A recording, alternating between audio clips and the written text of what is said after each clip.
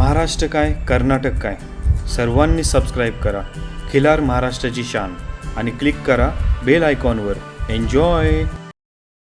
नमस्कार मंडळी, खिलार कट्टा या कार्यक्रमामध्ये आपल्या सर्वांचं मी सूरज दिघे खिलार महाराष्ट्राची शान या यूट्यूब चॅनलतर्फे स्वागत करतो.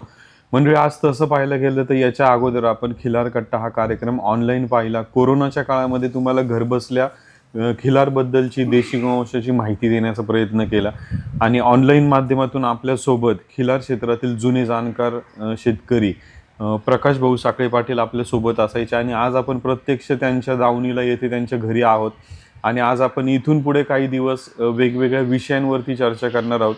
आणि आपण आता त्यांच्याशी आज जे आपल्या वार्षिक यात्रा बाजार भरतात हा आजचा विषय आहे, त्या माध्यमातून आपण थोडंसं त्यांच्याबरोबर चर्चा करणार आहेत. प्रकाश भाऊ नमस्कार. नमस्कार. चॅनलवर तुमचं स्वागत आहे. ठीक, धन्यवाद. भाऊ, आता थोडंसं हे विचारायचं आहे की आता नुकतंच खरसुंडीची यात्रा झाली. आता वार्षिक यात्रा ह्या नोव्हेंबर डिसेंबरपासून ज्या चालू होतात, तर आता आम्हाला थोडंसं हे विचारायचं की यात्रेला आता काल जेव्हा खरसुंडीची यात्रा संपली, जवळपास ज्या दिवशी यात्रा फुल असते मेन दिवस, तर त्या मेन दिवस का आता इव्हन आम्हाला चॅनलला पण यात्रेत कधी यायचंय हे थोडंसं तिथल्या शेतकऱ्यांना विचारून यावं लागतं. किंवा मेन दिवशी जेव्हा यात्रा फुटायला चालू होती तेव्हा काही शेतकऱ्यांचे फोन यायचे आम्हाला की आम्हाला यायचंय, बघायला यायचंय, तर येऊ का आज. तर ते एकदम शेवटच्या टप्प्यात, तर यात्रा फुल कधी होते, कधी यायला पाहिजे, हे कसं अंदाज बांधायचा?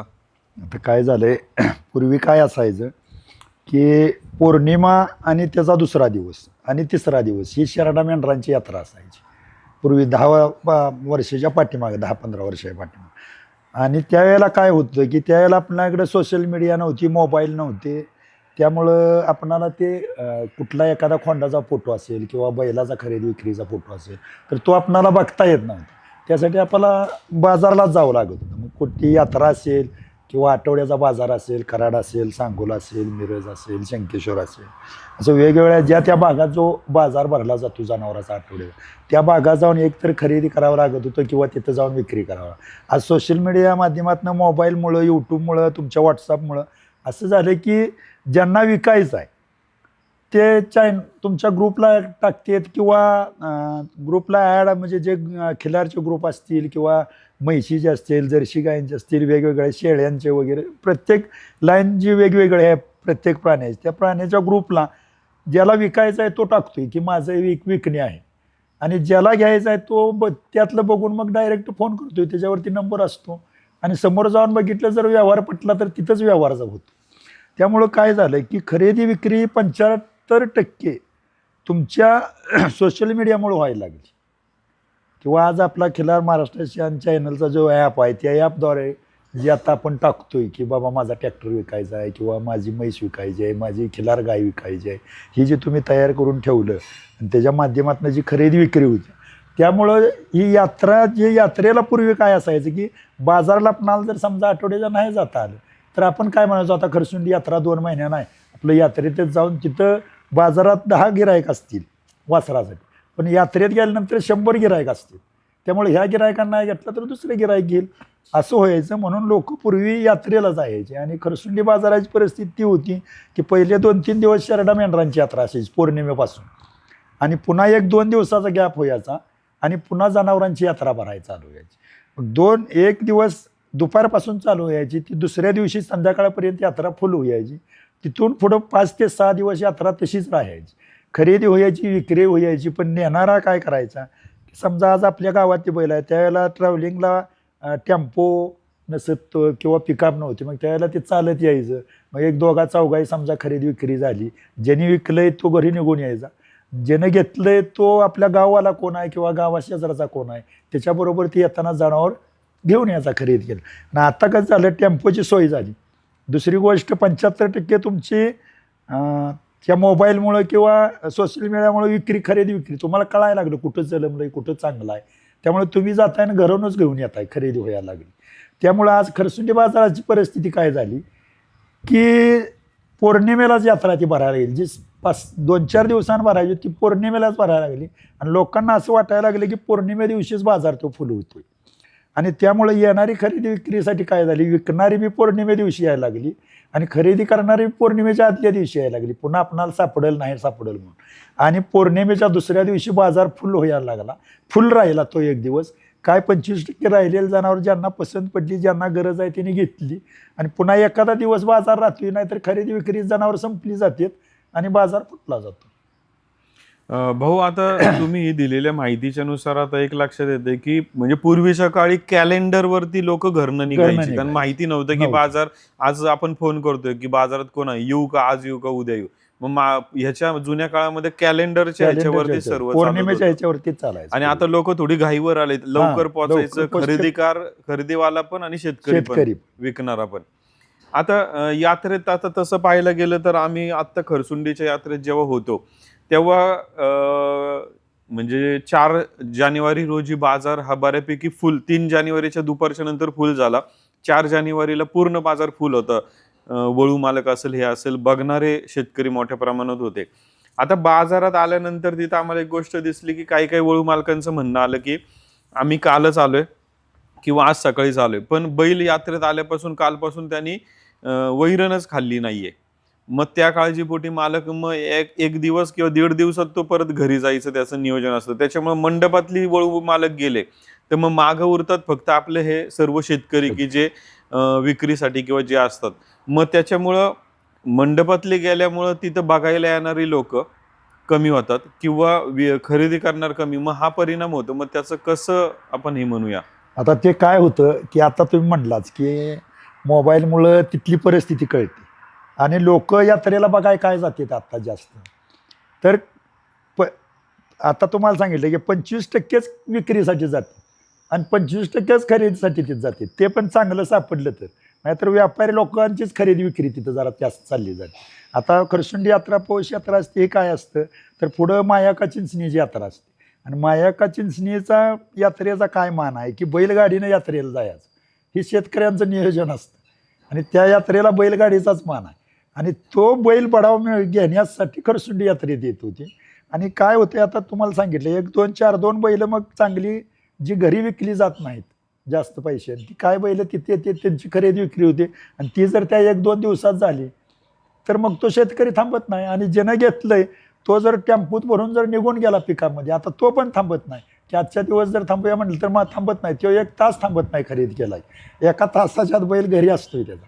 आणि तिथली जागा रिकामी दिसली की पाठीमागं राहिलेल्याला वाटतं बहुतेक आता बाजार फुटला, इथं रिकाम झालं, तिथं विकलं म्हणजे झालं. आणि जशी यात्रा मोकळी दिसायची असतं चालू होईल, त्यामुळे यात्रेत राहणारा म्हणतो आता बहुतेक गिराईक संपलेलं दिसतंय, यात्रा फुटलेली दिसते, वळू पण घराकडे निघालेत, म्हणजे आता यात्रेत काय नाही आणि त्यामुळे यात्रेत असणारा माणूस 2 दिवसात घराकडे येऊ शकतो. आता भाऊ, जसं तुम्ही म्हणलं की एखादी जागा रिकामी झाली तर एखाद्या दुसऱ्या शेतकऱ्याचा समज होतो की यात्रा फुटायला चालू आली.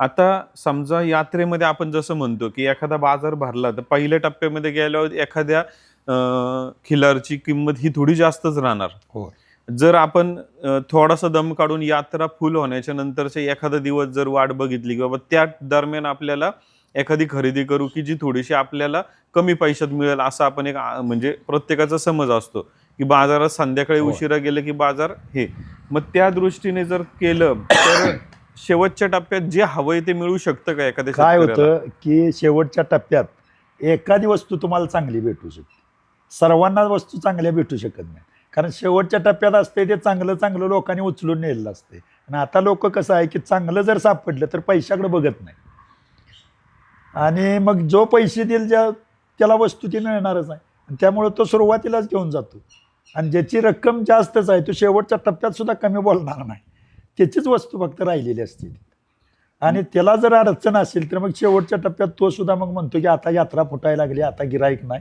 मग आता 5-10 हजार कमी आले तरी अडचण नाही, पण देऊनच जाऊ. आणि मग क्वचित एखादं जनावर चांगलं एखाद्या शेतकऱ्याला ते मिळू शकतं. आता यात्रेमध्ये असं पण कधी होतं एखादा शेतकरी 2 जनावर घेऊन आलाय आणि ती न विकल्या गेली आणि ती दोन्हीच्या दोन्ही परत तो घरी घेऊन गेला, अशा परिस्थिती असते बऱ्याच? होय, बऱ्याचदा असते, असं काय नाही की बऱ्याचदा असते. मग त्याच्या मागं कारण आपण काय म्हणूया की ते जे विक्रीसाठी आणलंय ते त्या क्वालिटीचं किंवा जसं असं म्हणू शकत नाही. एखाद्या वेळेस काय होतं की प्रत्येक क्वालिटीला गिराईक असतं बाजारात, असं नाही की ह्या क्वालिटीला गिराईक. एखाद्या जर क्वालिटीला गिरायक नसतं तर ते विकलंच नसतं कधीच. तर प्रत्येक जनावराला गिरायक हे असतंच, फक्त त्याचं जे मूल्य आहे, त्याची जी किंमत होणार आहे ती त्याच्या हिशोबाने जर झाली, त्या हिशोबात जर पटली समोरच्याला घेणाऱ्याला आणि देणाऱ्याला पटली तरच त्याचा व्यवहार होतो.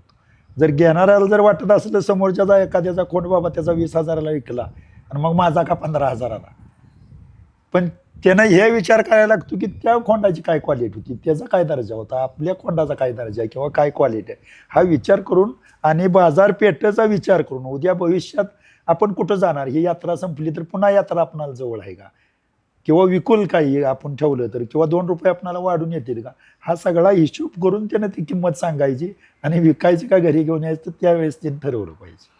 भाऊ धन्यवाद. आज या यात्रेच्या माध्यमातून बरीचशी माहिती दिली. मला एक शेवटचा भाऊ प्रश्न विचारायचा आहे. आता यात्रेमध्ये आता तसं आम्ही शहराकडचे किंवा नवीन आहे या क्षेत्रामध्ये किंवा एखादा शेतकरी येतो, काल यात्रेमध्ये एक मुंबईवरनं आलेले एक शर्यत क्षेत्रातलं एक वडील आणि त्यांचा मुलगा होता.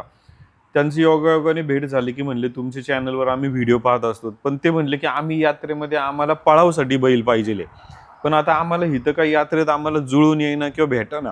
आता मला म्हणायचं एवढी मोठी खरसुंडीची यात्रा भरली, नक्कीच तिथं यात्रेमध्ये आता माणूस एवढ्या मोठ्या जनावरांमध्ये कुठं ना कुठं एखादं वासरू त्यांना जे हवंय पळावच्या दृष्टिकोनातनं ते नक्कीच कुठंतरी उभं असेल कोणाच्या तरी शेतकऱ्याच्या दावणीला, पण ते नक्की ह्या पूर्वेला आहे, पश्चिमेला आहे, दक्षिणेला आहे.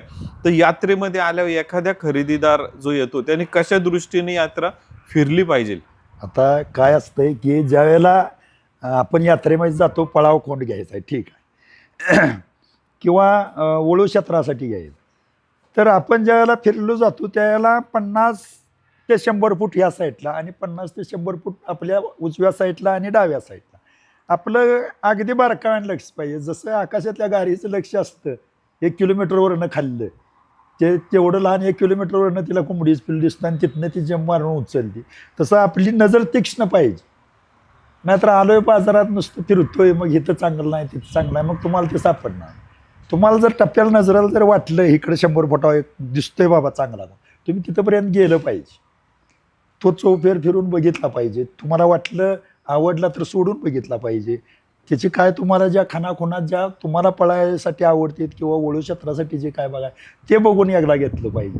किंवा लांब न दिसला, त्याची शिंग व्यवस्थित नाहीत किंवा उभा राहिला नसेल, एखादा खोंड असेल चांगला पण उभा राहण्याची ठेप त्यावेळेला जर थोडी तिरकी असेल आणि जर उभा राहण्यात जर वाटलं ना कशाचा खोंड असतोय तो, तर तसं नाही केलं पाहिजे. तिथं जाऊन एक वेळ बघितलं पाहिजे, तर तुम्हाला एवढा जेवढा बारकाव करून तुम्ही त्या बाजारात फिरत चाला किंवा जवळून बघताला त्यावेळेला तुम्हाला ती एक चांगली वस्तू भेटेल तिथं.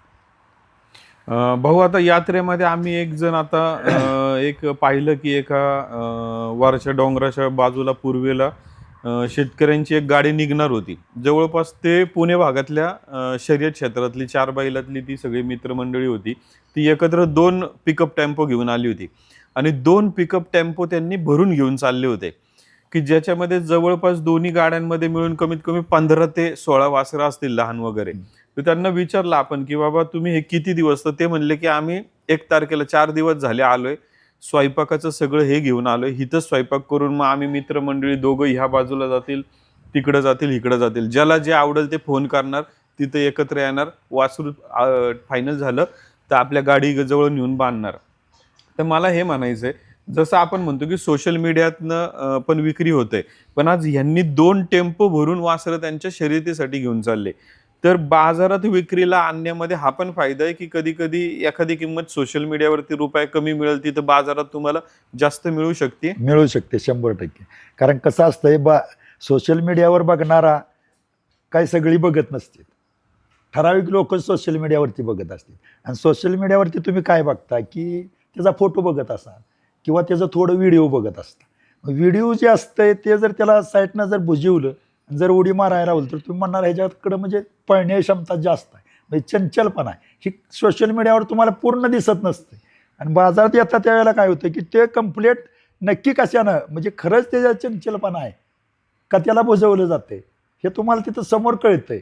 आणि समोर कळल्यामुळं काय होतंय की तुम्ही सोशल मीडियावरती बुजवलं असेल म्हणून एखाद्या वेळेस कमी पैशात मागता, पण ज्यावेळेला समोर येता त्यावेळेला त्याचा चंचलपणा खरंच असेल त्यात, तर तुम्ही म्हणता 2,000 जास्त गेले, 10,000 जास्त गेले तरी हरकत नाही, पण हा खोंड घ्यायचाच आपण.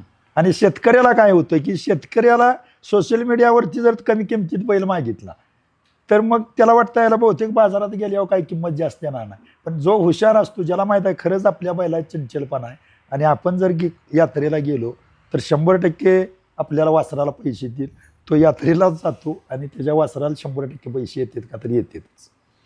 वस्तू असली की तुम्हाला तिथं पैसे आहेतच.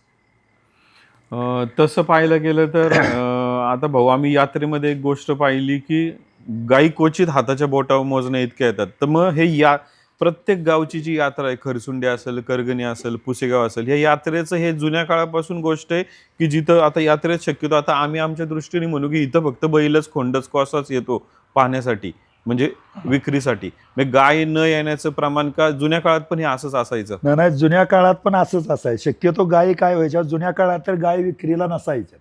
आता एक 5-10 गायी तर विकायला येते. पण पूर्वी काय असायचं की गाय विकायची नाही, असं गाय विकणे म्हणजे आय विकल्यासारखं असे पूर्वीचे लोक म्हणायचे. त्यामुळं जर गाय द्यायची झाली तर ती फुकट गाय देत होती. कोणाला जरी द्यायची झाली, पाहुण्यांना द्यायची असू द्या, मित्राला द्यायची असू द्या, किंवा एखादा बाहेरगावचा माणूस येऊन जर म्हटला मला गाय देता का सांभाळाय मी चांगली, तर त्याला अशीच गाय देत होती. पण आता परिस्थिती अशी आहे की लोक गाय द्या म्हणतात आणि पुढे नेऊन विकतात. अशी म्हणजे आपण आज बघितलं आज गायचं आपण चित्रीकरण केलं, तिचीच एक बहीण होती आणि एका वळू मालकानं ची परिस्थिती केली की गाय भरवाय आला इथं त्या मालकाच्यात आणि गाय भरवल्यावर म्हणजे कालवड द्यायची आहे का, तर ते मालक म्हणते ठीक आहे द्यायची आहे कालवड. तर म्हटले पैसे, तर पैसे नाही म्हणजे अशीच तुम्हाला द्यायची. तर त्या वळू मालकाने हा शब्द त्यांना दिला की तुम्हाला ज्यावेळेस गाय तुमची पाहिजे असेल त्यावेळेला आपल्या घरी यायचं आणि गाय घेऊन यायची, आणि नको असली तरी पण तुम्हाला कालवड केव्हा भविष्यात पाहिजे असेल वाटेल त्यावेळेला कालवड पण तुम्हाला दिली. आणि त्या वळू मालकानं 4 दिवसांनी येऊन ती कालवड भरून नेली. 1 रुपया न देता फक्त हळद, कुंकू, टावेल, टोपी, पीस आणि नारळ दावणीत त्याच्या ठेवला. त्या मालकानं स्वखुशीनं, एक चांगला वळू मालक, एक गाय चांगली आपली नेतोय सांभाळतोय म्हणून आज स्वखुशीनं दिली. आणि त्या वळू मालकानं 3ऱ्या दिवशी 27,000 रुपयाला विकली.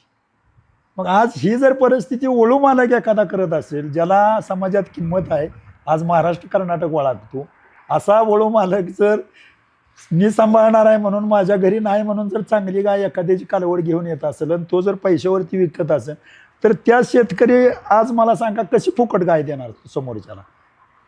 देऊ शकत नाही. का तर आपण फुकट द्यायचे आणि त्यानं पैसे कमवायचे. बरं ठीक आहे, पैसे त्यानं कमवू द्या, पण आजची पूर्वीची परिस्थिती अशी होती की बैल हाक्याच्या अंतरावरती होता, 4-2 किलोमीटरवरती वळ होती. आज आपण बघतोय 40 किलोमीटर, 50 किलोमीटर, 100 किलोमीटर, 80 किलोमीटर, 150-200 किलोमीटरवरती आज गाय भरवायला जायला लागतं. जर एका वेळेसच्या पहिल्या हेलपट्यात जर गाय आपण राहिली तर ठीक, नाही लागली तर दुसऱ्यांदा जायला लागतं. वळू मालक ठीक आहे पैसे घेत नाही, लांबून आला आहे म्हणून दुसऱ्यांदा. पण मला सांगा आज 15-20 हजार रुपये खर्च करायचे, 7, 8, 9, 10 महिने, 1 वर्षापर्यंत तिला सांभाळायची, गायचं दूध पूर्ण तिला पाजायचं. आणि असा जर एखादा वळू मालक किंवा चांगला माणूस जर मी सांभाळत म्हणून नेऊन जर विक्री करत असला तर गेलेलं 20,000 रुपये गेलेच, ते सुटलेत. गायचं दूध जी ती 6-7 महिने पेली त्याचा हिशोब नाही. तसा हिशोब गाठला तर ती लाख रुपयाला कालवड विकली पाहिजे. पण तो शेतकरी काय करतो की गाय म्हणजे माझी आहे आणि आई विकायची म्हणून एखाद्या चांगल्या माणसाला देतो. जर चांगल्या माणसानं असं केलं तर तो किती मोठा गुन्हा आहे मला सांगा. आज नाव मी घेत नाही, पण आज माझ्याच पाहुण्यांची ती कालवड, आणि मी जेव्हा ती कालवड बघितली 4 महिन्यानं, ज्यांच्या दावणीला बघितली त्यांना म्हटलं कालवड आमची आहे, तर ते म्हटलं तुमची कुठनं आली? त्याने मला काय सांगितलं की ते म्हणले ही कालवड आहे का नाही चडचणवरनं आणली. मी म्हटलं ही चडचणवरनं नाही आणली, ज्यानं नेली ना त्याला फोन लावा म्हणले आणि त्याला म्हणा इथं घेऊन गेला आहे का तू कालवड रेवणगाव म्हणून, फुकट त्याला कालवड दिल्या म्हटलं. म्हणजे अशी परिस्थिती आहे आजची. कशी कालवड आपण द्यायची? आणि त्यामुळं लोक काय करायला लागली की काही येऊ द्या, 2 रुपये येऊ द्या, पण काय असेल ते रोख, पैसे द्या आणि गाय नाही. म्हणजे आता बरेच जण फोन करून म्हणत असतात की बाबा गाई ही माता आहे, तिला तुम्ही विकता का, अशीच द्या आम्हाला, अशीच पाहिजे, तर ते म्हणजे या दृष्टीने योग्य नाही. आणि मोठीच लोक जर अशी करायला लागली तर बारक्याने काय करायला मला. आणि मग काय गाय अशा नको त्या मार्गाला गेल्या, फसवलं, मग तिकडे पाहुण्यांना दिली. बरं दिली ती कालवड जी गाय दिली ती आपल्या जवळच विकली विकणाराने. ते पण त्याला कळलं नाही ते कुठं विकायचे आपण. भाऊ आता अजून एक शेवटचा प्रश्न. आता यात्रांमध्ये आपण गेलो की वळू मालक हलगीवरती वळू मालकांची मिरवणूक रोडला काढतात किंवा त्यांचा जो मंडप असतो त्याच्या समोर थोडंफार वाजून त्याला एक काय म्हणू, एक सन्मान म्हणू किंवा एक जुन्या काळाची परंपरा म्हणू, किंवा वळू मालक शक्यतो त्याचा बैल मंडपामध्ये बांधतो. आता आम्हाला असं वाटतं, म्हणजे आमच्या दृष्टीने आम्हाला असं वाटतं की वळू बैल जर चांगला बैल जर लोकांच्या दृष्टीत यावा, लोकांच्या नजरेत पडावा, याच्यासाठी तो मंडपातच बांधला पाहिजे, त्याच्याने लक्ष वेधलं जातं. किंवा हलगीवरती त्याची 2 पावलावर मिरवणूक ही निघालीच पाहिजे, तेव्हा हलगीच्या आवाजाने लोकांचं लक्ष तिकडं जातं की बाबा काहीतरी एक चांगली बैल बाजारात आलाय किंवा काय. तर मग हे जुन्या काळापासून हे असं परंपरा आहेच का? आता जुन्या काळात काय होतं पूर्वी की मंडप पद्धत नव्हती, पण बैल असा कट्टा बिट्टा करून त्याच्यावरती बांधला जायचा वळू, आणि एक 4-5च्या दरम्यान 4 दुपारनंतर तो बैल हलगीवरती वाजत बाजारात का काढला जायचा की हा एक वळू या गावचा आहे, नामांकित आहे, चांगला आहे, त्यासाठी त्याची मिरवणूक करायची. आणि मिरवणूक काढताना काय व्हायचं की आज खरसुंडीच्या भिवघाट रोडला समजा जर तो वळू असेल तर झरे रोडच्या लोकांना कळायचं नाही की इकडं वळू आहे का नाही, आणि ते मिरवणूक काढल्यामुळं बाजारात पूर्ण फिरल्यामुळं सगळ्या लोकांना कळायचं की हा एक वळू बाबा आहे. आणि ज्यांना म्हणजे त्यामुळं काय व्हायचं, चालत फेरी मारल्यामुळं तो वळू चालतोय कसा, बघतोय कसा, त्याचं चालणं कसं आहे, पायाची ठेवण कशी आहे, शरीराची ठेवण काय आहे, ही लोकांना बघता येत होती. म्हणून तो एक उद्देश काय तर जे आपण म्हणतो ना ॲडव्हर्टाईज, ते होत होतं, लोकांना कळत होतं. त्यावेळेला काय सोशल मीडिया नव्हती, त्यामुळे कळायचा विषय नव्हता, फोन नव्हते, त्यामुळे माहीत नव्हतं. आणि यात्रेत गेल्यानंतरच वाजत काढल्यानंतर कळत होतं लोकांना की हा वळू ह्या गावचा आहे, आणि मग आपली गाय भरवायला तिकडे न्यायची का नाही. मग लांब असेल तर लोक चालत जात होती, आधी 1 दिवस जात होती, किंवा 1 दिवस चालत जाऊन मुक्काम टाकून पुन्हा दुसऱ्या दिवशी गाय बैल भरून घेऊन येत होती. भाऊ धन्यवाद. आज या मुलाखतीच्या माध्यमातून आम्हाला सगळ्यांना यात्रा आणि वार्षिक बाजार याबद्दल माहिती मिळाली. मंडळी, सोशल मीडियावर आपण फोटो व्हिडिओ पाहण्याच्या अगोदर ह्या वार्षिक यात्रा बाजार भरतात, तिथं आपण प्रत्यक्ष जाणं खूप गरजेचं आहे. त्याच्यानंतर जर काही तर तुम्हाला यात्रेमधून जर नाही मिळालं तर त्याच्यानंतर आपण सोशल मीडियावरती देखील पाहूया. पण या यात्रांना आपण जाऊन पाहणं, आणि जसं भाऊंनी सांगितलं की तिथं आलेला वळू हा आपल्या कदाचित एखादा वळू आपल्या गावाच्या शेजारी असेल, असू शकतो, पण तो बाजारात गेल्यावर तिथं पाहिल्यावर कळेल की बाबा तो वळू हा आपल्या गावाच्या शेजारचाच आहे. तर अशा प्रकारची आपण विशेष माहिती आजच्या भागामध्ये पाहिली. अशाच प्रकारे आपण पुढचा नवीन विषय घेऊन पुढच्या भागामध्ये आपण भेटणार आहोत. मंडळी, धन्यवाद. खिल्लार महाराष्ट्राची शान, खिल्लार महाराष्ट्राची शान.